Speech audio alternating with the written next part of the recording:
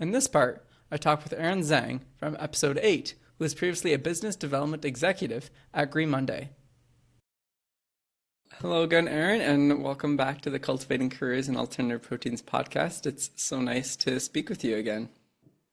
Thank you, Jeffrey. It's so nice to speak with you as well. I'm super excited to share a little bit more about what has been going on in the past few years. Yeah, I think last time we had you on here was just under 3 years ago, and I'm sure a lot has changed since then.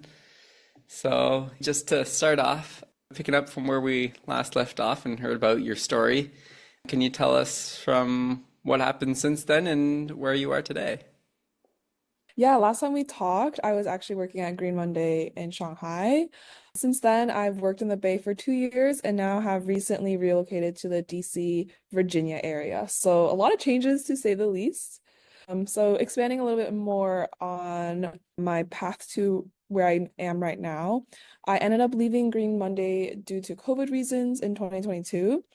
The lockdown that was happening in Shanghai, it prompted me to decide to move back to the US.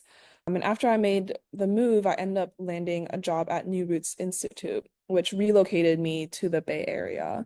So during that time at New Roots, I lived in San Francisco for 2 years and worked at New Roots as a lead educator. New Roots is a nonprofit that focuses on empowering the next generation to end factory farming, and my role as lead educator was to visit schools around the Bay and educate students on the crucial impacts of factory farming. And so during that time, I taught hundreds of high schools, universities, and at first it was pretty intimidating being a teacher in front of these large groups of students. It was definitely something I needed to learn, but the role really helped me develop really strong public speaking skills and community building skills. After a year and a half, however, I felt that I had learned and grown as much as I could in that role.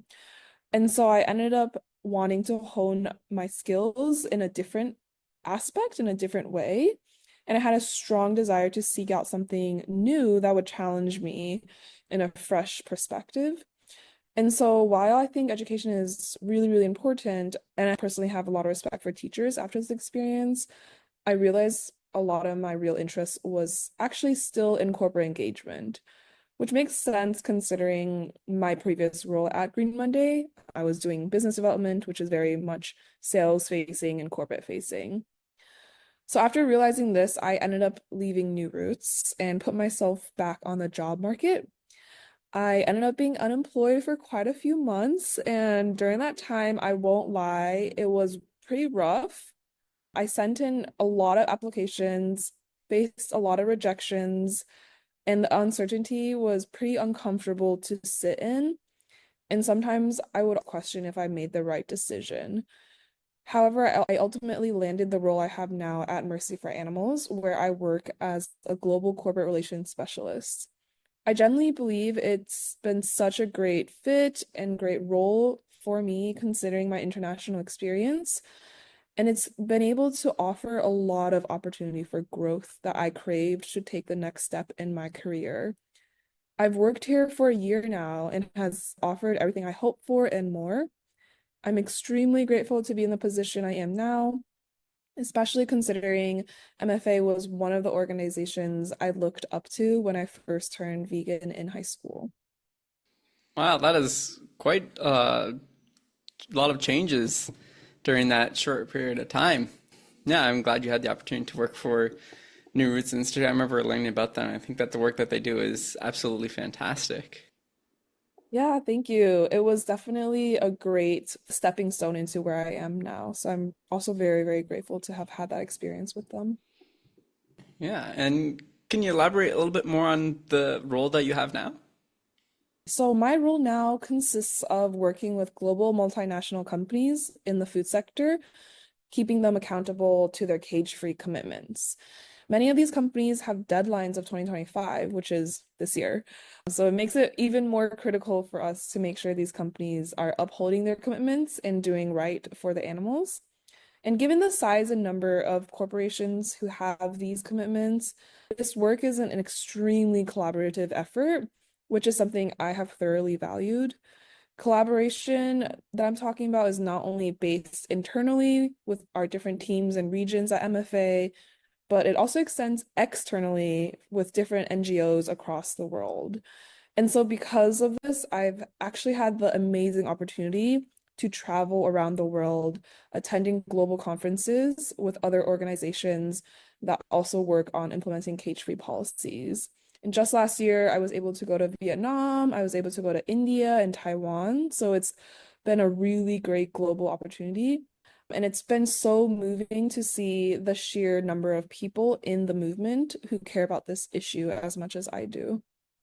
Yeah, that sounds like a really good opportunity for you and seems like a logical next step in furthering your career and allowing you to further grow and develop your skills.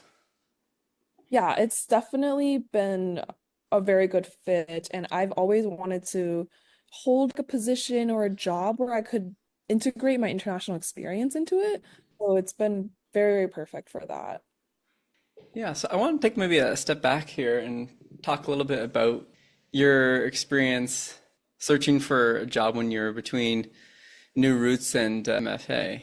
And I think that'd be valuable for listeners to hear what that experience was like. So, are there any key lessons or takeaways that you had from trying to find a job again in the industry?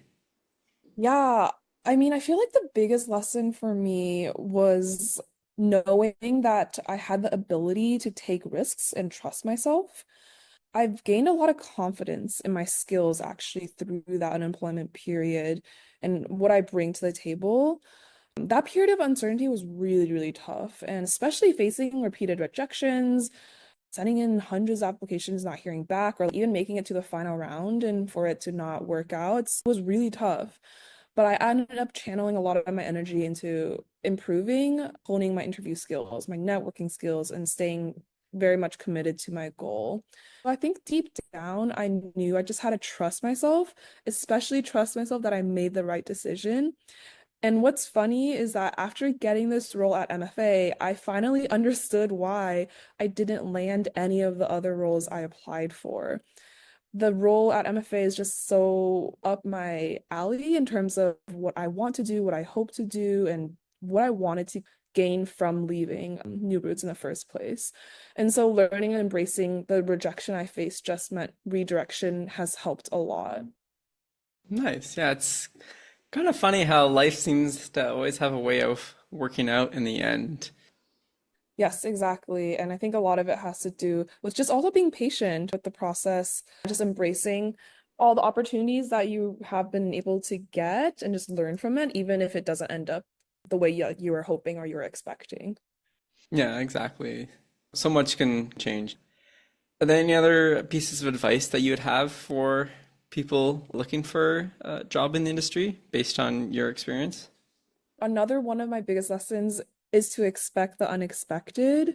I never expected for COVID lockdown to happen. I never expected to move back to the US.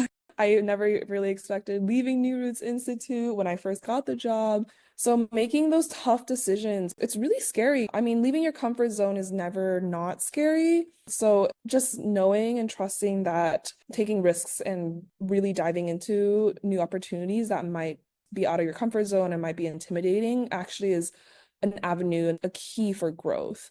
And that's also really influenced me to end up developing a super strong growth mindset after leaving China and working in the US for the last few years. Hmm. Yeah.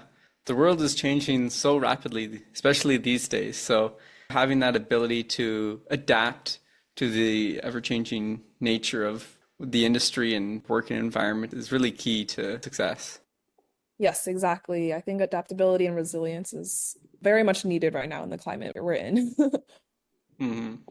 All right, final question here. What do you think that the future holds for you, and where do you see yourself moving forward? I think for me, the most immediate future, I can see myself continuing my role at MFA, especially given this crucial year 2025 being the deadline for a lot of cage-free policies. Further in the future, however, I have been exploring the potential of maybe applying to a few master's programs to further my education on sustainable food systems. I'm hoping through a potential master's program, I can expand my knowledge on a topic that I wasn't able to dive very much deep into during my undergraduate years. And potentially with a new degree and with that new knowledge, I can make my way back to the alternative protein space given the right opportunity. Seems like all logical next steps and things to focus on. Well, it's been so fantastic to speak with you again.